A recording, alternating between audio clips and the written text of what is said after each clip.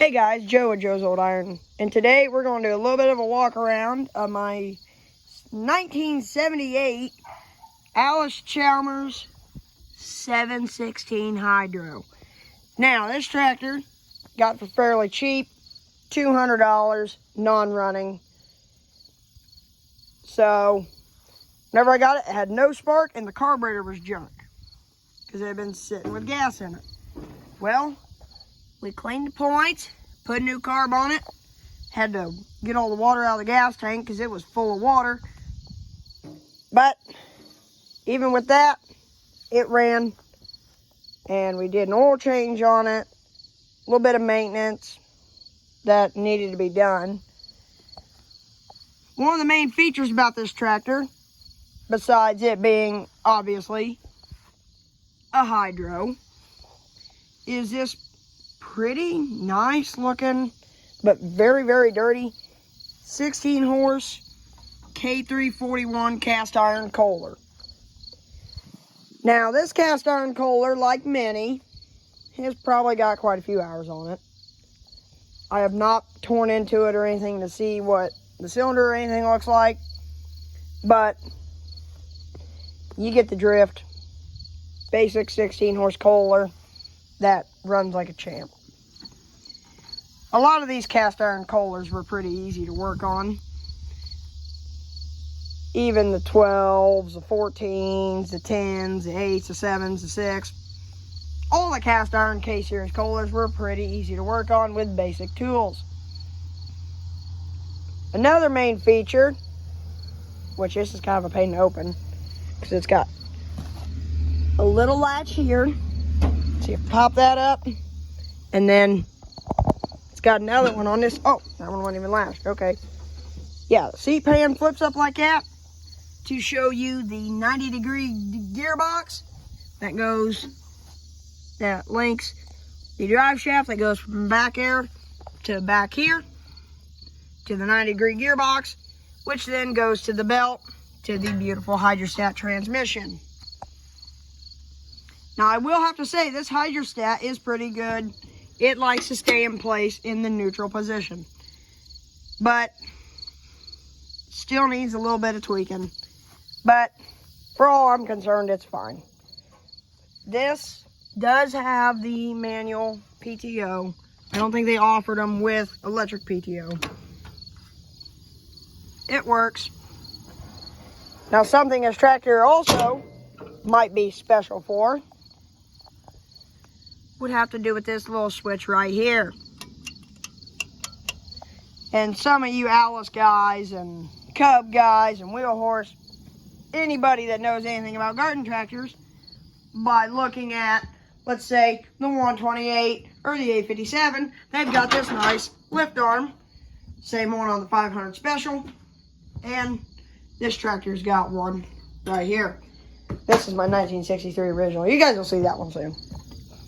But, hey Joe, where's that one's lift arm? Well, that's the kicker. This tractor has got an electric lift, but it doesn't work. It's making noise, but nothing's moving under here. So either we've got a weak motor, stripped gears, or something. But, yeah. Now, on the front of this tractor, they were given 16 650 by 8 turf tires most of the time. I think they only come with turf tires. And on the back, they were optioned with 23 1050 12 tires. Currently, I've got the lawn sweeper behind this one because I've been sweeping a bunch of grass, and it seems to do pretty good. But aside from cleaning the points and the carburetor, I put a battery on it. Like I said, I flushed the gas tank, and it seems to do all right. Now, you may be able to tell if you look, somebody has repainted the rims. They did this, but it's flaking. I got a set of good paint, pretty much brand new rims that are the same white color as the front, and they're also the same Chevron style Carlisle turf pattern. So once I get some tubes in them, I'll put them on there, And unfortunately, I think I also have to tube this one because it goes flat every night. But yeah, that's about it. I have the 48-inch mower deck for this. So maybe you guys will get a video of me putting that on and using it. But for now, we're going to shut this hood here. Oh yeah, I also need to get some new latch straps. But it stays shut on its own. This tractor does have 2 functional headlights and a nice little headlight switch. And they work.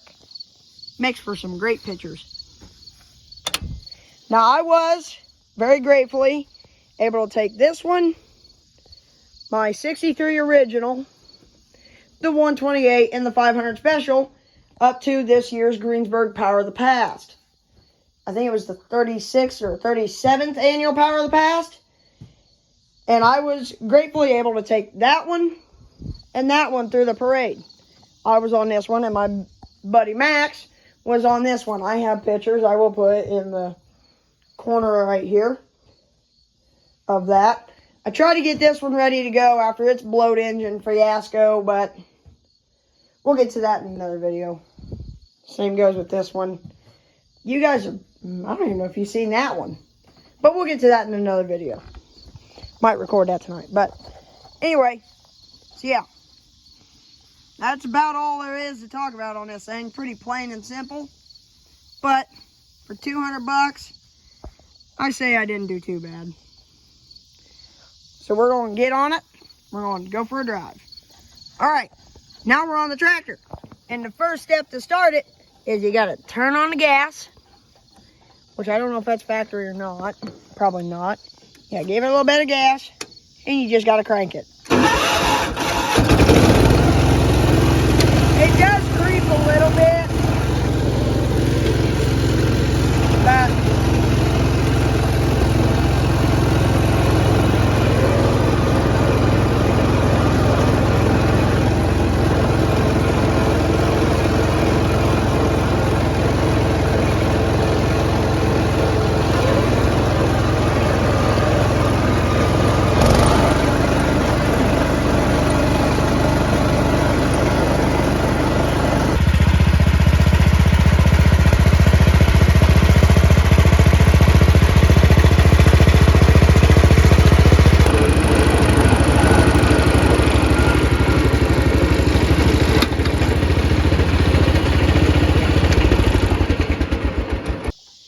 yeah, that is pretty much all there really is to this little tractor for now.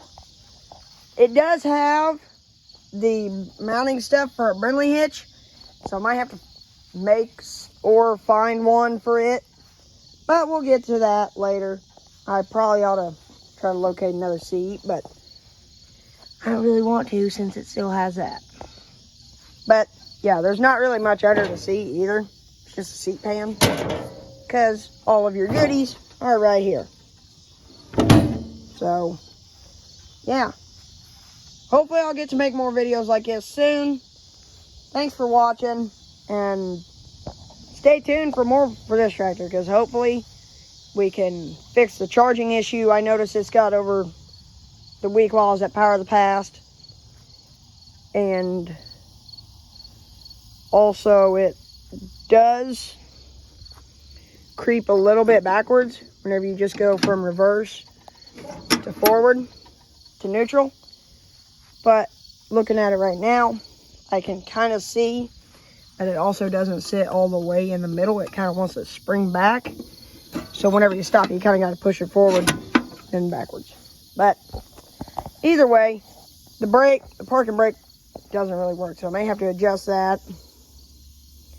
Wiring wise, it seems to be fine. Except for, like I said, that charging issue, which we will get to that. And somebody also spray painted the top of the hood. So I'm going to try to strip all that old spray paint off without damaging the original paint if I can. Yeah, that's about it. Thanks for watching. As every other YouTuber says, like and subscribe. And I'll see you guys in the next one.